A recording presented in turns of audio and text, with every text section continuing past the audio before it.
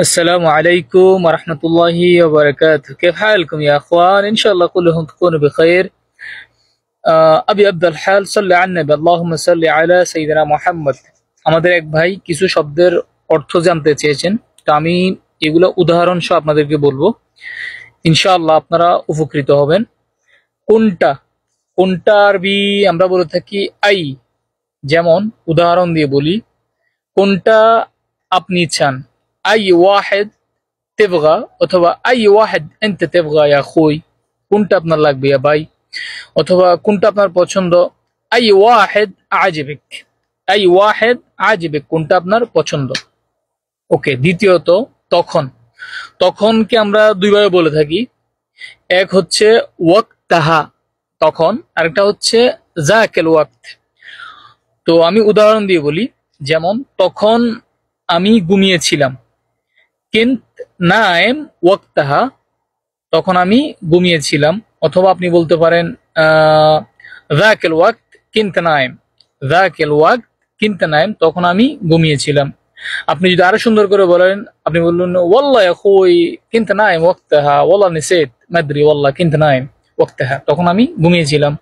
অথবা আপনি বলতে পারেন কিন্ত মশগুল ওয়াক্তাহা, ওই সময় আমি বিজি ছিলাম, ব্যস্ত ছিলাম।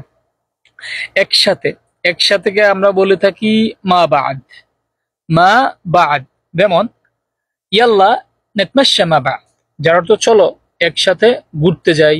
অথবা ইয়াল্লা নুরুহুল বাক্কালা, চলো বাকালাতে যাই, মা বাদ এড করবেন। এরপর যদি বলেন চলো মসজিদে যাই, ইয়াল্লা নুরুহুল মসজিদ মা বাদ, চলো একসাথে মসজিদে যাই। আপনি আপনার মতো করে উদাহরণ দিয়ে বলবেন একসাথে মা বাদ শব্দটা এড করে। এরপর হচ্ছে একা, একা হচ্ছে লাহালা, যেমন সে চলে গেছে একা, সে একা চলে গেছে, আপনি বলবেন হু রাহ, সে চলে গেছে, লাহালা একা, সে একা চলে গেছে।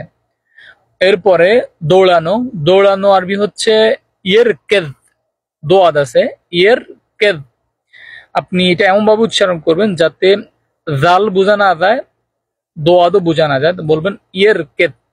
যেমন সে দৌড়াচ্ছে, হু ইয়ের কেদ, আমি দৌড়াচ্ছি, আনা আর কেদ, তুমি দৌড়াচ্ছ, এন্ত তেরকেদ, এন্ত তেরকেদ। আবারও বলছি প্রথম থেকে, কোনটা আই, আই ওয়াহেদ তেবগা, কোনটা আপনি চান, আই ওয়াহেদ আজিবিক, কোনটা আপনার পছন্দ, তখন ওয়াক্তাহা অথবা জাকেল ওয়াক্ত, কিন্ত নায়েম ওয়াক্তাহা কিন্ত নায়েম জাকেল ওয়াক্ত, মা বাদ ইয়াল্লা নাতমাশা মা বাদ, ইয়াল্লা নাতমাশা মা বাদ, চলো একসাথে ঘুরতে যাই।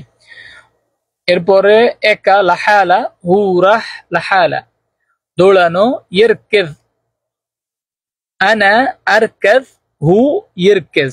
মানে এটা সময় অনুযায়ী, সময় ব্যক্তি অনুযায়ী ভার্বগুলো একটু চেঞ্জ হয়। যেমন আমি, আমার ক্ষেত্রে হবে আনা আরকেজ, সে, সের ক্ষেত্রে হবে হু ইরকেজ, আপনার ক্ষেত্রে এন্ত তেরকেজ, এভাবে পরিবর্তন হয়ে থাকে।